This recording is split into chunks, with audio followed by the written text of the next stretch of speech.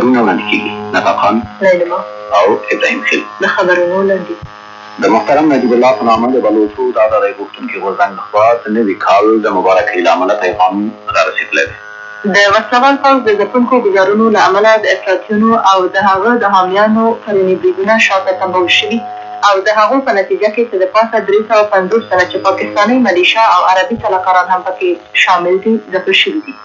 افراطیونو د ننګرهار ولایت د ثمرخیل سیمې ته د ننوتلو په وخت کې د خلکو د شتمنیو او دولتي تاسیساتو د مالونو په غلا او لوټولو لاس پورې کړی دی. بېنظیر بوټو وویل چې له افغانستان څخه د شوروي پوځ وتل یوه ستره تاریخي پېښه ده چې د افغانستان د مسئلې د حل اخیستل لپاره یې لاره هواره کړې ده چې زموږ حکومت به هم په دې برخه کې خپلو هلو ځلو ته دوام ورکړي. د شوروي اتحاد د خلکو د استازو ټاکل نن د هغه هېواد په ټولو انتخاباتي حوزو کې پیل شول. د لبنان د انتقالي پوځي حکومت د منظمې اردو او د مسلمانو مخالفو واحدونو ترمنځ جنګي عملیات ډېر سخت شوي دي. د خبرونو تفصیل د جمهوري ریاست دفتر خبر راکړ چې د افغانستان د جمهور رئیس د جلا جلا فرمانونو له مخې ډګروال عبدالغفور یعقوب زوی او ډګروال طارق د محمد علي زوی د ډګروالۍ له رتبې څخه د برید جنرالۍ رتبې ته ترفیع کړې ده. د افغانستان د جمهور رئیس او د افغانستان د خلق دیموکراتیک ګوند د مرکزي کمیټې د عمومي مشر محترم نجیب الله په نامه د بلوڅو د ازادۍ غوښتونکي غورځنګ لخوا د نوي کال د مبارکۍ له امله دغه پیغام کابل ته رارسېدلی دی. د افغانستان د خلق دیموکراتیک ګوند د افغانستان حکومت او انقلابي خلک نن د امریکا د انقلابي تملقاتو په وړاندې مستقیم سره مخامخ دي چې په هېواد کې د انقلاب له بریدونو سره بشپړ یووالی لري. تاسو د انقلاب په تاریخ کې یو حساس بدلون په لاس ورکړی چې ستاسو د هېواد ملي واکمني خپلواکي او ځمکنۍ بشپړتیا له پوښتنې سره مخامخ شوې ده. د انګریزي د مبارزګاه د پلي کوونکو ځواکونو پر ضد په بشپړه منظمه دفاع کې ستاسو حکومت ټول ځواکونه او د افغانستان د خلکو خلاقانه فعالیتونه ستایو. په دې ورځو کې یعنې د شوروي پوځ له بشپړ ستنېدلو وروسته د انقلاب د ارزښتونو او د افغانستان د ځمکنۍ بشپړتیا د تاریخ لپاره زموږ د قیمتي ارزښتناک رول لوبوي. دا کار په خپلواک او د ټول مترقي بشریت لپاره د سترو ویاړونو سره شمېرل کېږي. د جنیب د مختلفونو له لاسلیک او د شوروي اتحاد او افغانستان د جمهوریت له لوري د هغو له بشپړ تطبیق وروسته د ملي لغت جوړې نوې سوله غوښتونکې تګلاره په هېواد کې دننه او بهر زیات پرستیژ او اعتبار لري.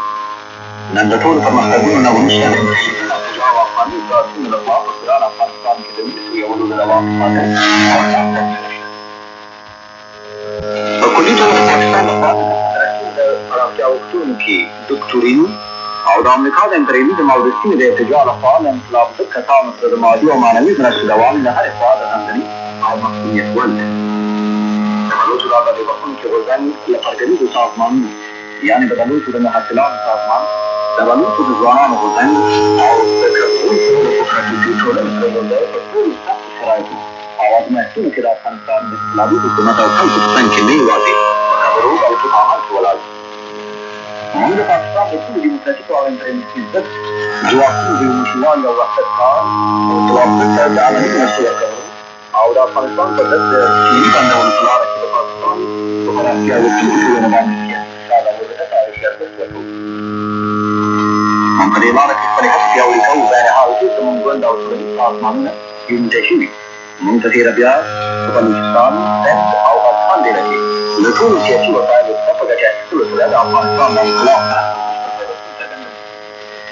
موږ یو ځل بیا د بلوڅو د ازادۍ بخښونکي غورځنګ د مرکزي کمیټې او د بلوچستان د ځپلو خلکو په نمایندګۍ د افغانستان د خلق دیموکراتیک ګوند انقلاب او خلکو سره په خپلو متقابلو همکاریو پیوستون او دوستۍ ټینګار کړو. د نوي کال په ویاړ ستاسو ګوند د مبارکۍ په وړاندې کولو سره موږ د ملي خپلواکۍ سوله او ټولنیز عدالت لپاره په مبارزه کې ژوندۍ بریالیتوب غواړو. ژوندی دې وي د افغانستان انقلاب او د افغانستان د خلق دیموکراتیک ګوند ټولنې راتلونکی ځواک.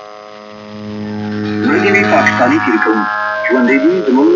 د ګوندونو ترمنځ دوستي. حبیب جاوید بلوچ د بلوڅو د ازادۍ بخښونکي غورځنګ د مرکزي کمیټې د سیاسي بیرو غړی او منشي. د پاکستان ملي اسامبلۍ ته د افغانستان د مدیریت د ملي شورا د ولسي جرګې پیل. بسم الله الرحمن الرحیم. پاکستان د ملي اسامبلې جنرال المعاونو وکیلان زموږ په سیمه کې په ډېر نازک او له مسؤلیت نه ډک حالت او په تېره بیا زموږ د هېوادو ترمنځ په اړیکو کې لازم وبلل چې د دغه پیغام په لیږلو سره تاسو ته مراجعه وکړو. له بله مرغه د افغانستان پاکستان اړیکې د بېلابېلو عواملو له امله تل له سختیو او خنډونو سره یو ځای دي. په تېره بیا هغه وخت کې په پاکستان کې ډیموکراسي تر بېرحمانه بسلو لاندې راغله او له هغې سره سم د افغانستان د جمهوریت په کورنیو چارو کې د هغه وخت د واکمنو ټولنو لاسوهنې او دخالت پیل شو. دغه اړیکې له خطرناکې شخړې سره مخامخ شوې چې د دواړو هېوادو د خلکو د ګټو او په سیمه کې د سولې او امنیت د ګټو خلاف اخیستې رامنځته شوې. د افغانستان د جمهوریت او پاکستان ترمنځ د ژنیف د موافقه لیکونو لاسلیک او زموږ په هېوادو کې د ډیموکراسۍ د ټینګښت په لاره کې له ارزښت نه ډک بدلونونو استثنایي فرصت منځته راوړ چې د دواړو هېوادو ترمنځ اړیکې چې د ګډ سوله ییز ژوند او د دواړو هېوادو د خلکو او په سیمه کې د سولې او امنیت په ګټه د قوانینو د پېژندل شویو اصولو پر اساس ټینګ شي. په داسې حال کې چې د افغانستان جمهوریت د ژنیف د موافقه لیکونو په وړاندې خپلې ژمنې په رښتینې توګه ترسره کوي او د شوروي اتحاد پوځ په ټاکلي وخت خپل هېواد ته ستون شو، خو له بده مرغه اوس نه یوازې ان د دې نښه نښانه چې بل متعاقد لوري خپلې ژمنې سرته نه دي رسولې، بلکې ټول حقایق د دې شاهد دي چې د افغانستان د جمهوریت پر ضد لاسوهنې او تېري نوي کیفي پړاو ته رسېدلي چې کېدای شي داسې عواقب او عکسالعملونه منځته راوړي چې د اټکل په یقین سره تاسو په هغه حالت چې د پولو په اوږدو کې راباندې خبر یاست. تر اوسه نه یوازې د افغانستان دولت د اووهونو ډلو د زده کړې لوژستیکي اکمالاتو او د پوځي اډو مرکزونه د پاکستان له خاورې څخه ټول شوي نه دي، بلکې د پاکستان مستعمل پوځونه د دواړو هېوادو د پولو په اوږدو کې په بېخارې توګه ځای پر ځای شوي دي. لکه څنګه چې د اووهونو ډلو تشکیلنامه شورا د پاکستان د پوځي استخباراتو د ادارې په نوښت په راوستندۍ کې توره شوه او په هغې کې افغانستان ته د چترولو لپاره یو حکومت جوړ شو. د اوس له 14مې نېټې څخه د پاکستان د اردو د 11مې او 18مې ترڅنګ د ملیشو په مستقیم ملاتړ د جلال آباد د ښار د نیولو په خاطر د افراطي ډلو سره یرغل پیل شو. ټاکل شوې وه چې په 2 میاشتو کې د جلال آباد د ښار په نیولو سره د پاکستان د پوځي استخباراتو په وسیله جوړ شوی حکومت په دې ښار کې ټینګ شي. هغه څه چې تېر شول تاسو خبر یاست. دغه برید له شرموونکې ماتې او د سر له زیات زیان سره مخامخ شو. باور دی چې د دغه ډول هلو ځلو دوام نه یوازې د ژنیف د موافقه لیکونو او د دواړو هېوادو د خلکو له ګټې سره په بشپړ وضعیت کې دي او د سترو اقتصادي او ټولنیزو ستونزو د حل او د ډیموکراسۍ په ګټه د حالاتو د ټینګښت او ثبات په خاطر د رغنده بهیرونو په لاره کې خنډ بلل کېږي، بلکې ښایي په داسې لوري پراختیا ومومي چې د عقل او پوهې کنټرول پرې ناممکن شي. له دې امله د افغانستان د خلکو د برخلیک په وړاندې د مسؤلیت په احساس سره په سیمه کې د سولې او امنیت او د افغانستان پاکستان ترمنځ د اړیکو کار او په دې ډاډ چې د پاکستان خلک هم د افغانستان د خلکو په څېر د سولې او ښه ګاونډیتوب غوښتونکي دي او تاسې محترم جلالالمآب د پاکستان د خلکو د وکیلانو په توګه په دې باره کې موږ په ډېر مسؤلیت لرئ. هیله لرو تېرو تجربو ته په پاملرنې سره چې هېڅ لوري ته یې ګټه نه ده رسولي، د هغو ژمنو د ترسره کولو په برخه کې چې پاکستان یې د ژنیف د موافقه لیکونو په وړاندې لري لازمه پاملرنه وکړئ. تاسو کولی شئ د دواړو هېوادو په پولو کې حالات تر نظر لاندې ونیسئ او د هغو ټولنو جګړه مارې او ماجرا غوښتونکې هلې ځلې چې د پاکستان له ګټې سره په متناقض ډول یې ترسره کولو پایلو ورسوي. باور دی چې ستاسو دغه پسلنې هلې ځلې به د دواړو هېوادو په اړیکو کې نوې لارې پرانیزي. جمهوریت د ملي شورا ولسي جرګه تیاری څرګندوي د هغو مسألو د حل لپاره چې په دې لاره کې شته د تاسو سره ګډې هلې ځلې وکړي. د لوی خدای له دربار څخه د پاکستان د خلکو او د خلکو ترمنځ د سولې او دوستۍ کار ته د خدمت په لاره کې تاسو زیات اړینتوبونه د سنا مجلس ګډون نن له غرمې مخکې جوړه شوه په غونډه کې له کړنلارې سره سم د سنا مجلس د طرزالعمل د ځینو موادو د تعدیل ترتیبات د دغه مجلس د طرزالعمل د کمیسیون د تشریعات په واک څخه راټوله شوې او دغه طرزالعمل ځینې مواد نه یې له تعدیلونو سره ترتیب شول. خبر زیاتوي د سنا مجلس د طرزالعمل د ټولو موادو د تعدیل په باب خبرې د دغه مجلس راتلونکې غونډې ته وځنډېدې. د ولسي جرګې عمومي غونډه نن د ولسي جرګې د رئیس ډاکټر خلیل احمد افغاني په حیث جوړه شوه. په کې د کړنلارې له مخې د ننګرهار ولایت له خلکو او په هغه ولایت کې له مسلم الفاظ سره د ولسي جرګې د وکیلانو د پیوستون څرګندولو په باره کې خبرې اترې وشوې. په پیل کې ډاکټر خلیل احمد ابوي په لنډه توګه د هېواد د سیاسي پوځي حالت په تېره بیا د ننګرهار په ولایت کې د حالت په باب معلومات وړاندې کړل. ورپسې د پکتیا ولایت د مرکز وکیل حبیب منګل، د هغه ولایت د کوچیانو وکیل محمد اشرف، د کندهار د ښار د خلکو وکیل عبدالقادر آشنا، د تخار ولایت د ولسوالۍ وکیل عبدالوهاب، د جوزجان ولایت د قرقین او منګجک د ولسوالیو وکیل مولوي عبدالقادر، د کابل وکیلانو غلام حیدر کارګر او روښان سیالي، د لغمان ولایت د قرغیې د ولسوالۍ وکیل محمد سالم علمي، د بدخشان ولایت د مرکز وکیل ظهور الله ظهوري، د کابل خیر وکیلانو بسم الله زادي او اسمت الله نیابل، د بدخشان ولایت د کشم د ولسوالۍ وکیل محمد نعیم شهید، د کوټ کونړ وکیل شاه آغاسي، د لغمان ولایت د مرکز د خلکو وکیل دوست محمد او د کابل د ښار د خلکو وکیل صالح محمد ډیري، د هېواد د ملتونو، قومونو، قبایلو او بېلابېلو سیاسي سازمانونو د موضوع په ارتباط خبرې وکړي او نظریې څرګندې کړې. د ملت وکیلانو د ولسي جرګې په نننۍ غونډه کې د جلال آباد په ښار باندې د پاکستاني پوځیانو وحشیانه بریدونه او له پاکستان سره د افغانستان د ادغام په باره کې د پاکستان د پوځي ټولنې شوم او پراختیا غوښتونکي پلانونه چې د کنفدراسیون تر پردې لاندې د هغه هېواد د جمهور رئیس لخوا رامنځته شوي وغندل او د افراطیونو تشپنامه شورا او حکومت چې د پاکستان د پوځیانو په سلا مشوره په راولپنډۍ کې جوړ شوی د افغانستان د خلکو د غوښتنې او ارادې مخالف وبلل.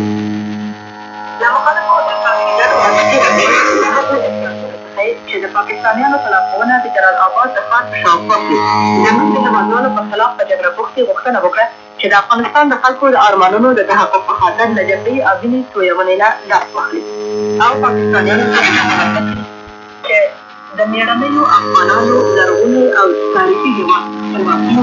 ملي او ټولنې بشپړتیا له خطر سره مخامخ کړي او زموږ خلک له جګړې، وینې تویونې، بدمرغۍ او تباهۍ سره مخامخ کړي. د ملت وکیلانو په دې غونډه کې د ننګرهار په ولایت کې له میشته خلکو او وسله پوځ سره خپل غوږ پیوستون څرګند کړ او د پاکستاني پوځیانو او افراطیونو د هر ډول جګړه مار سیري د شنډولو په خاطر هر ډول هڅوالي وښوده او د افغانستان د خلکو نه یې وغوښتل چې د افغانستان د خلکو د ملي نواميسو او حق د ساتلو او نیکمرغۍ په خاطر د هېواد د خپلواکۍ، ملي ځواکمنۍ او ځمکنۍ بشپړتیا د دفاع په خاطر خپلې لیکې له پخوا زیاتې ټینګې کړي، د وطن او د هېواد د خپلواکۍ د دفاع سنګرونه نور هم ټینګ کړي. دغه راز په دې غونډه کې د ننګرهار په ولایت کې د خلکو وسلوال پوځ او د افغانستان د خلق ډیموکراتیک ګوند د ملکي وسلوالو غړو په نامه د ولسي جرګې پیغام، د پاکستان د ملي اسامبلې په نامه د افغانستان د جمهوریت د ملي شورا پیغام د ولسي جرګې د وکیلانو د رایې په اتفاق تصویب او صادر شو. وکیلانو د دغې غونډې په ترڅ کې پرېکړه وکړه چې خپل د یوې ورځې معاش د ننګرهار له خلکو سره د مرستې په مقصد کومک وکړي. دغه راز په غونډه کې پرېکړه وشوه چې د ننګرهار په ولایت کې د میشته افسرانو، سرتېرو، وړو ضابطانو، پیلوټانو، وسلوالو، ملکي غړو او د کابل ننګرهار ترمنځ د وسلوال پوځ د اکمالاتي قطار د منصبینو د زیاتې مادي او معنوي هڅونې لپاره چې د جلال آباد د ښار د دفاع په خاطر د افراطیونو او د پاکستان د پوځي قواو د ملیشاو پر ضد په جګړه کې قربانۍ او هېوادپال زړورتوب ښودلی د جمهوري ریاست مقام ته پیشنهادونه وړاندې شي. دغه راز د ولسي جرګې په نننۍ غونډه کې پرېکړه وشوه چې وکیلان باید د هېواد د سیاسي او تاریخي حالت په پام کې نیولو سره د هېواد د وسلوال پوځ د پیاوړتیا په باب له معقلینو سره د مستقیمو خبرو له لارې خپله فعاله ونډه سرته ورکړي. د ولسي جرګې دارالانشا خبر راکړ چې د ولسي جرګې د ټولنیزو چارو او کوچیانو د چارو کمیسیون نن په فوقالعاده ډول غونډه وشوه. د ټولنیزو چارو کمیسیون چې د مور او ماشوم د ساتنې د ریاست د کار او فعالیتو په اړه رسمي خبرې وشوې او فیصله وشوه چې دغه اداره د کابل په ښار او د هېواد په نورو ولایتو کې د بېلابېلو ماشومانو او میندو سره د ځانګړو مرستو په ارتباط د 2022 کال په وروستیو شپږو میاشتو د خپل کار او فعالیت د دود برابر کړي او د دغې ادارې مسؤل د روان کال د شنبې په ورځ د عمل په مجسمه له ګرمۍ مخکې په لسو ورځو د دغه کمیسیون په غونډه کې برخه واخلي. دغه راز په دې غونډه کې پرېکړه وشوه چې د عامې روغتیا وزارت د کار او ټولنیزو تعاملاتو اداره د سپورټ او بدني روزنې دولتي کمیټه د ماشوم او ماشوم د ساتنې ریاست د کلیو تربیه، معلولو او پراختیا وزارت، وطن پالنځه او د وزارت د 1970 کال خپل کمپلیټي پلانونه د روان کال د عمل د 15 نیټې پورې د ټولنیزو چارو کمیسیون ته د کنټرول او څېړلو لپاره ولي. همدې توګه د ولسي جرګې د کوچیانو د چارو کمیسیون په غونډه کې د کوچیانو د قومونو د پرانیستل ستونزو په باب خبرې وشوې او پرېکړه وشوه چې دې ستونزې د حل لپاره وزارت د کوچیانو رئیس، د خصوصي سکتور د ترانسپورټ رئیس او د کوچیانو د اتحادیې رئیس د عمل په 12مه نیټه د شنبې په ورځ د دغه کمیسیون په غونډه کې د برخه اخیستلو لپاره حاضر دي. پاکستاني او د پاکستان پورې د شتمنو اساسي ډلو پوځونو د توغندیو او نورو درندو وسلو بریدونه پرون د جلال آباد په ښار او د هغه په شاوخوا باندې اخیستل دي. د افغانستان د جمهوریت د وسلوال پوځ یو خبر خبرګۍ د باختر د اطلاعاتي اژانس خبریال ته خبر ورکړی چې د پاکستان د اردو توپچي پوځ او د هغه هېواد په پوځي استخباراتو پورې د تړلو اطلاعاتي وسلوالو ډلو د ښار د استوګنې په سیمو او د افغاني اتل وسلوال پوځ په دفاعي کرښو د تناسب 12,000 توغندیو او نورو درندو وسلو ډزې کړي چې د هغو له امله 12 تنه ښاریان شهیدان او 29 تنه ټپیان شوي دي. د شهیدانو او ټپیانو اکثریت ملکي خلک، ماشومان او ښځې دي. دغه راز 12 کورونه، یو جومات او یو ښوونځی وران شوي. دغه راز د دښمن د ډزو له امله د وسلوال پوځ 3 تنه سرتېري شهیدان شوي او 26 تنه ټپیان شوي دي. پرون د پاکستاني او په پاکستان پورې د تړلو افراطي وسلوالو ډلو د ځواکونو د ګڼدو وسلو د ډزو په ملاتړ د چاپېریال کاري کوي او څه ډول له استقامتونو څخه د سره لرونکو وسایطو څخه په استفادې سره په پراخ سیمې لاسته راوړي. د دښمن ډزونه د یخچالو پاکستاني قومندانانو او د پوځي سلاکارانو لخوا رهبري او اداره کېدل. د افغاني وسلوالو پوځونو د توپچي او هوایي ځواکونو د منظمو بریدونو او د جلال آباد د شاوخوا د دفاعي کرښو د پوستو د ځپونکو ګزارونو په نتیجه کې د دښمن تېری بند شو او دښمن د درنو تاوانونو په رسېدو سره په شاتګ ته اړ شو. زموږ د اتلو وسلوالو ځواکونو د ځپونکو ګزارونو له امله د دښمن 348 تنه ووژل شول او 190 تنه ټپیان شوي دي. همدغه راز د دښمن د وسلو او مهماتو 3 زېرمې 40 توغندي ویشتونکي 18 قوالونه، دریافتي 6 دستګاوې، د BM 1 دستګاوې، 2 ټانکونه او په وسلو او مهماتو بار 14 ارامۍ کفار له منځه تللي. د کندهار په توپ کوتل او هوایي ډګر باندې د تېرې کوونکي پوځ د حمل د 4مې نیټې د برید له ماتې وروسته د تور کوتل په شاوخوا کې د کندهار په ولایت کې د افغانستان جمهوریت د میشته وسلوال پوځ تسخیري عملیاتو او هلو ځلو دوام وموند چې د هغو له امله له ځمکې نه ځمکې ته د توغندي 380 ګولۍ، د بې بس لګله 80 ګولۍ او د بېلابېلو وسلو په لسګونو زره ګولۍ د افغاني پوځ لاسته ورغلې. د پکتیا ولایت او د هرات ولایت په مربوطات باندې د دښمن د توغندیو او نورو درنو وسلو ډزې شوي چې ځاني تلفاتې نه درلودل. دغه ورځ په افراطي وسلوالو ډلو باندې د فاریاب په ولایت کې د میشته وسلوال پوځ د متقابلو ګزارونو په نتیجه کې د ډلې د سرنوشتونکو 2 ماموران وژل شوي او د هغوی پوځونو سختې وشوي دي. د باختر د افراطي اژانس پوځیان راډیو کوي هغه سختېنامې چې د افراطي ډلو له سیاسي اختلافونو سره پیدا شوي دي په دې وروستیو وختو کې د هرات ولایت د ګذرۍ او دوبۍ او پښتون زرغون په ولسوالیو کې شوي. د دغو خونړیو نښتو له امله چې د ګلجدین او رباني د افراطي ډلو ترمنځ شوي د دواړو دښمنو ډلو لخوا 21 تنه وژل شوي او 14 تنه نور ټپیان شوي. د جنیب د مختلفینو له مفاداتو سره د پاکستان څرګندې سرغړونې نن هم د بهرنیو چارو وزارت د درېیمو لیکونو په واسطه د کابل کې د ملګرو ملتونو د پوهنتون د دفتر پاملرنې ته د بهرنیو چارو وزارت په 348 لیک کې د ادانه او سمه ډکه د پوځي روزنې د کمپونو په باب چې دواړه د پاکستان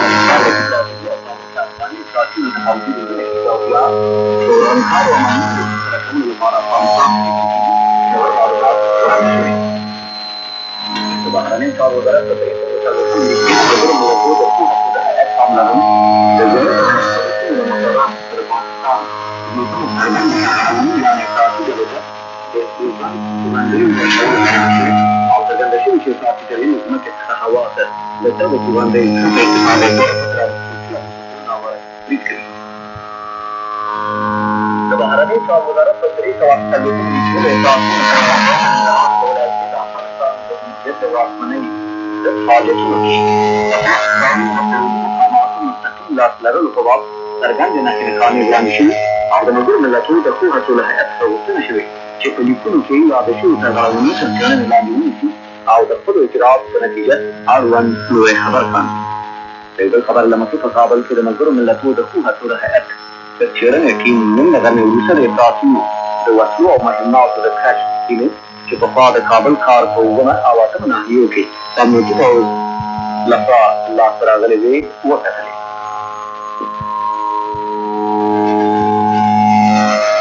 د ننګرهار د طب د پوهنځي د 1368 کال 68 تنه فارغان او د ټکنالوژۍ په برخه کې د طبي منځنیو زده کړو د انسټیټیوټ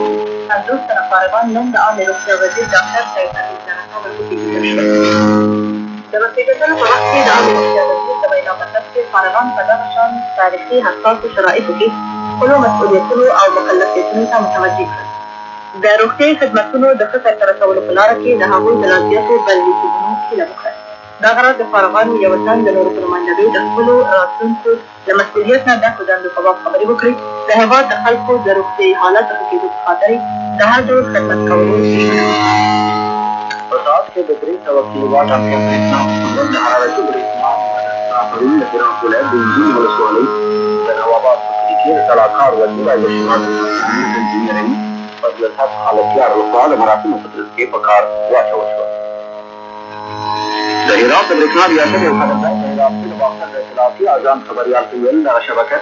چې د صدفا قیوم مینا فاروق فارغت د دولت له بودجې نه جوړه شوې په هغه کلي کې 40 کورونه د برېښنا د رڼا څخه برخمن دي.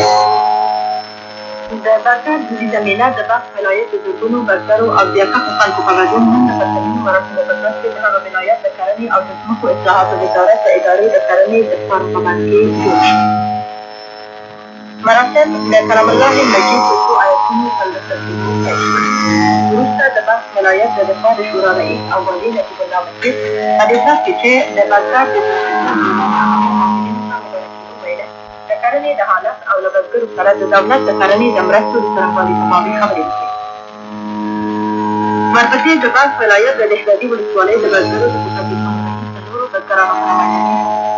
موږ د بلخ ولایت بزګران د کرنې د حاصلاتو د سطحې د لوړولو، ودې او پیاوړتیا په کار کې د ګوند او دولت له پاملرنې څخه مننه کوو او وعده کوو چې د هېواد د کرنې د حاصلاتو د پیاوړتیا او سمسورتیا او د اقتصادي بنسټ په پیاوړتیا کې به هېڅ ډول هڅې ونه کوو. په دغه مراسمو کې د مسلمانانو د پیغام له ترسره کېدو وروسته د بزګرو د کوپراتیفونو غړي د لیسو او ښوونځیو خصوصي ټیمونه په داسې حال کې چې ملي او دولتي بیرغونه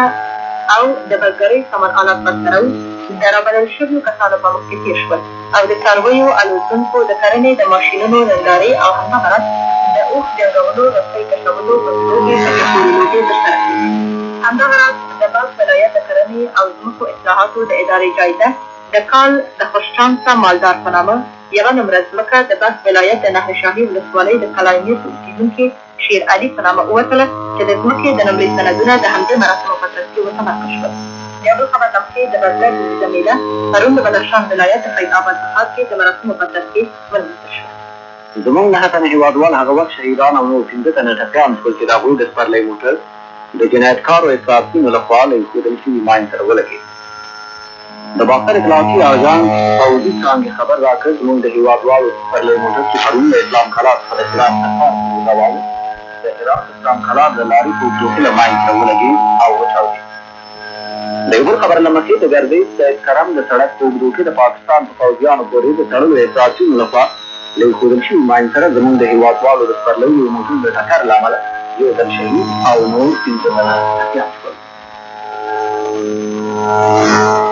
نړیوالو خبرګانونو مخکې خبر ورکړی و چې په پاکستان پورې تړلو احساسېدلو کلیو او سیمو ته د ننوتلو په وخت کې د نورو وحشیانه او انساني ضد جنایتونو تر څنګ د عامه شتمنیو او د اشخاصو د ملکیتونو په بېرحمانه لوټولو لاسوهنې کړی. اوس هم د باختر اطلاعاتي اژانس ته زیات خبرونه رارسېدلي دي چې د پاکستان په پوځي استخباراتي دستګاه پورې د تړلو وسلوالو ډلو خائنانه او تمسخرونکي څېرې رسوه کوي، لکه څنګه چې په تېرو وختو کې د دغو ډلو چې د پاکستاني سرکارانو او قومندانانو په لارښوونه یې عمل کاوه، د ننګرهار ولایت د سمرخیلو سیمې ته د ننوتلو په وخت کې د خلکو د شتمنیو او دولتي تاسیساتو د مالونو په غلا او لوټولو لاسونه رپوټونه وایي چې د وهابیانو او د پاکستان پورې نورو تړلو افراطیګانو د خپلو اربابانو په لارښوونه په سمرخیلو کې د ننګرهار د کانال د پروژې د سرکاري ارزښتونو جوړولو د فابریکې مکانیک او ماشینالاتو چې د میلیونونو افغانیو ارزښت یې تکلیف ورته کړي او د پاکستان د اتلسمې څپرکۍ د پوځي وسایلو په واسطه یې پېښور ته لېږدوي. د سولې همکارۍ او پرمختیا تر شعار لاندې د سولې لومړنۍ ولنتیا د 1989 کال د مارچ په میاشتې له 14 نېټې څخه تضمین شوه چې د 1380 کال د فبرورۍ د میاشتې د 24 نېټې څخه تر 30 نېټې پورې کېږي د یونان په پایتخت حاصل شوه.